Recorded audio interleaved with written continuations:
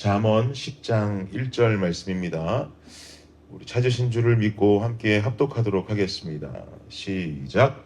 솔로몬의 잠언이라. 지혜로운 아들은 아비를 기쁘게 하거니와 미련한 아들은 어미의 근심이니라. 아멘.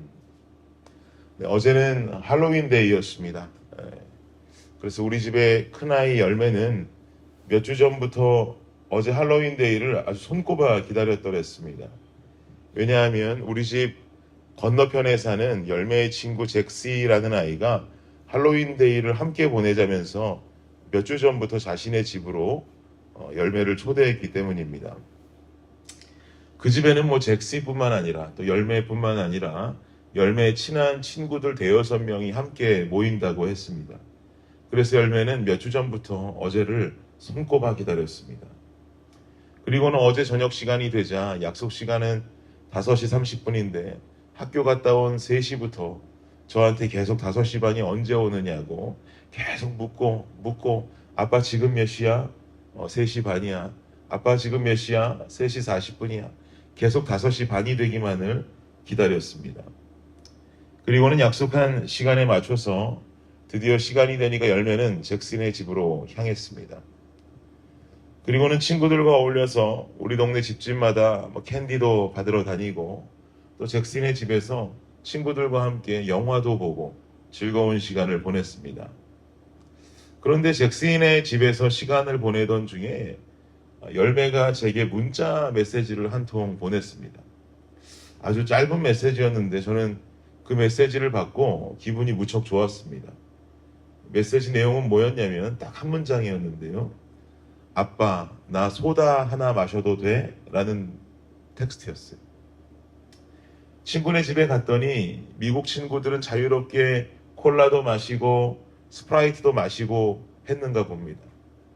그런데 열매는 평소에 저와 아내가 아직 그런 소다를 마시지 못하게 하거든요.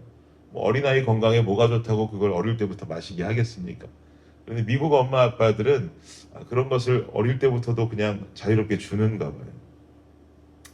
근데 아빠 나 소다 하나 마셔도 돼? 라는 그 문자를 받고 제가 기분이 좋았어요. 기분이 좋았던 이유는 뭘까요?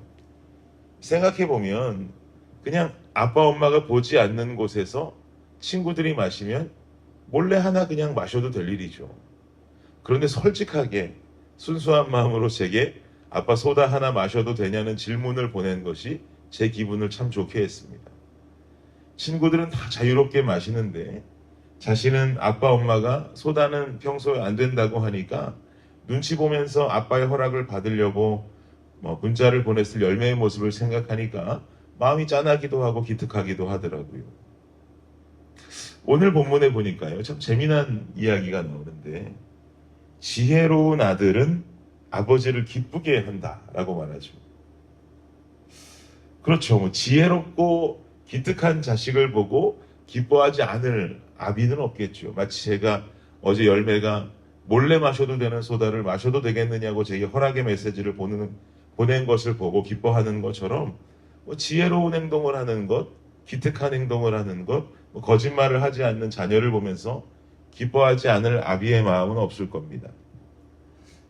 그런데 뒤이어서 이어지는 말씀은 미련한 아들은 어미의 근심이다. 이게 무슨 의미일까요?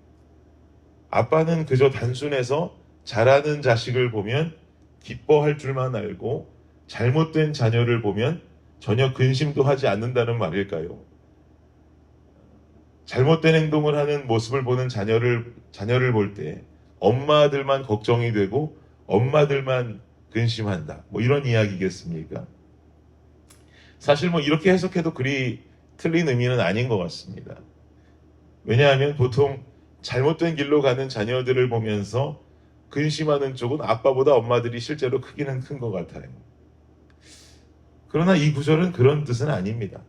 지혜로운 아들을 보면 당연히 아빠 엄마가 모두 기뻐하고 미련한 아들을 봐도 당연히 엄마 아빠가 모두 근심하지만 각각 아빠 엄마를 반복해서 열거하기보다 그냥 한쪽은 아빠 한쪽은 엄마라고 말하면서 그 안에 아빠 엄마 두 사람을 모두 함축적으로 넣어 놓았다고 생각하시면 되겠습니다.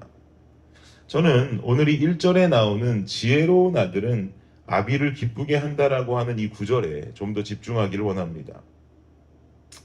도대체 어떤 부분에서 지혜로운 아들의 모습을 아비가 기뻐한다는 말일까요? 어떤 자식의 지혜로운 모습, 특별히 어떤 부분을 가지고 엄마 아빠는 기뻐한다는 말일까? 5절 말씀 한번 보십시오. 5절 말씀에 말하기를 함께 읽겠습니다. 시작. 여름에 거두는 자는 지혜로운 아들이나 추수 때에 자는 자는 부끄러움을 끼치는 아들이니라. 여기 보니까 여름에 거두는 자, 여름에 부지런한 자가 지혜로운 아들이다라고 말하죠. 유대인들은 보통 포도를 비롯한 과일들을 4월에서 9월 중에 추수했습니다. 이것을 바로 여름에 추수하는 시기다라고 볼 수 있고, 지금 이 잠언 기자 솔로몬도 말하기를 이 과일을 추수하는 시기, 이 시기를 지금 말하고 있는 거죠. 이렇게 여름에 추수하는 시기, 이 시기에 게을리 살지 않고 추수에 최선을 다하는 아들이야말로 지혜로운 아들이다라고 지금 말씀하는 것입니다. 당연히 부지런한 자는 게으른 자보다 지혜로운 자라고 말할 수가 있겠죠. 그런데 우리는 이 말씀을요, 부지런함이 지혜로움이다, 추수할 때 열심히 일하는 것이 지혜로움이다라고만 해석해서는 안 됩니다. 우리의 신앙으로 이 말씀을 가지고 들어왔을 때, 여러분, 우리 아버지가 누구십니까? 전능하신 하나님이 우리의 아버지 되시는 줄을 믿습니다. 우리는요, 당연히 하나님 기쁘게 해드리는 인생을 살아야죠. 지난 주일에도 제가 말씀드렸던 것처럼 이 백성은 내가 나를 위하여 지었나니 나의 찬송을 부르게 하려 함이니라 라고 이사야 선지자는 이사야 43장에 기록해 놓았습니다. 즉 우리는 우리의 인생을 하나님을 기쁘시게 해드리는데 주안점을 두고 살아야 하는 것이죠. 그런데 하나님 아버지를 기쁘게 해드릴 수 있는 방법이 오늘 분명하게 기록된 것입니다. 어떤 사람을 기뻐하신답니까? 지혜로운 사람. 어떻게 지혜로운 사람을 기뻐하시죠? 여름 추수철에 열심으로 추수하고 수확하면서 부지런히 움직이는 자녀, 이 자녀를 지혜로운 자다라고 말하고 있습니다. 무슨 말씀인가? 하나님께서는 믿지 않는 영혼들을 하나님의 자녀라는 열매로 수확하기를 원하십니다. 추수하기를 원하신단 말이죠. 우리의 사명은 예수 그리스도께서 다시 이 땅에 오실 그날까지 추수하는 삶을 살아야 하는 것이 사명입니다. 이것을 잘못된 근거와 잘못된 교리로 해석하면서 여호와의 증인들이 추수꾼이다 이렇게 말해서 안 좋은 단어처럼 들릴지 모르겠지만 사실 그거 좋지 않은 단어 아닙니다. 우린 주님 다시 오실 그날까지 주님의 잃어버린 영혼들을 추수해야 돼요. 열매로 우리가 그들을 하나님 앞으로 인도해야 한다라는 것이죠. 제가 참 좋아하는 말씀이 베드로후서 3장 9절 말씀 참 좋아하는데 제가 읽어드리겠습니다. 주의 약속은 어떤 이들이 더디다고 생각하는 것 같이 더딘 것이 아니라 오직 주께서는 너희를 대하여 오래 참으사 아무도 멸망하지 아니하고 다 회개하기에 이르기를 원하시느니라. 아멘. 이 말씀의 의미가 무엇입니까? 주의 약속. 주의 약속은요, 즉 다시 오신다고 약속하신 예수 그리스도의 재림을 말하는 것이죠. 이 재림을 어떤 이들은 말하기를 더디다고 말한답니다. 늦어진다. 예수 그리스도의 재림이 왜 오지 않는가? 도대체 왜 늦어지는 것인가?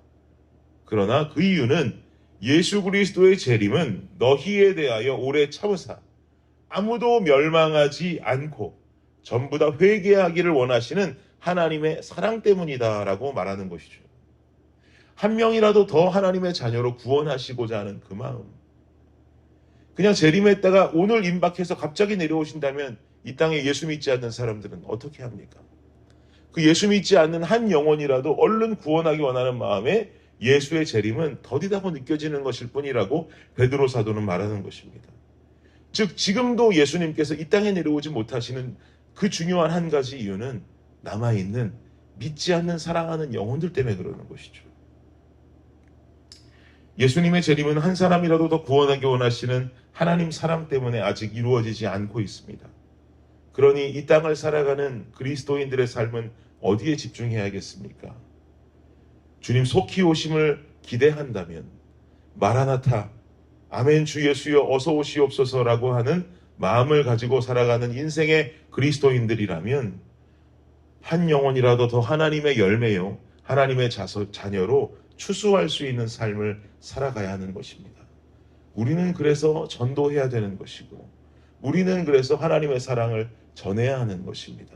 그들의 영혼을 주님 앞으로 인도함, 그것도 중요하지만 다시 만나고 싶은 그 예수 그리스도의 재림이 하루빨리 이루어지기 원한다면 우리는 이 전도의 사명, 복음의 사명을 늦춰서는 안 되는 것이죠. 오늘 하루도 삶을 사시면서 만나게 되는 사람들에게 예수 그리스도의 복음을 전하고 한 영혼이라도 더 하나님께로 인도하는 우리의 삶이 되시기를 원합니다. 그리고 다시 오실 예수 그리스도의 재림을 부지런히 준비할 수 있는 우리 블레싱 성도들의 삶이 되기를 예수 그리스도의 이름으로 축복합니다. 기도하겠습니다. 하나님 감사합니다. 주님 오시는 날이 왜 이렇게 더딘가 라고 생각하고 말하는 사람들이 많고, 이제는 그 시기가 계속 더뎌지고 다시 오마 약속하신 예수 그리스도께서 오시지 않으니 예수를 믿는다고 하면서도 재림을 소망하지 않고 기다리지 않는 성도들의 모습을 많이 발견하게 됩니다. 그러나 주님, 지혜로운 자녀의 모습은 이 추수의 때 여름철에 부지런히 움직이는 자들이 지혜로운 자다, 지혜로운 아들이다. 그리고 아비는 그 자녀를 보며 기뻐한다 라고 잠언에 분명히 기록되어 있는 것을 우리가 이 아침에 목격합니다. 하나님, 이 시기, 이 마지막의 때 우리가 열심으로 부지런히 움직이는 지혜로운 자녀들이 되게 하여 주시옵소서. 그리하여서 주님께 칭찬받고 다시 오실 예수 그리스도를 소망하며 하나님의 때를 우리가 소망 가운데 전도하고 선교하며 기다릴 수 있는 우리 블레싱 가족들이 될 수 있게 하여 주옵소서. 오늘 만나는 여러 사람들 속에 우리가 주님의 복음을 잠시라도 전할 수 있게 하시고 작게라도 전하게 하시고 또 그들에게 하나님의 사랑을 삶으로 드러내며 하나님 이 마지막 시기에 귀하게 쓰임받는 블레싱 성도들의 삶이 될 수 있도록 아버지 역사하여 주시옵소서. 예수 그리스도의 이름으로 기도드립니다. 아멘.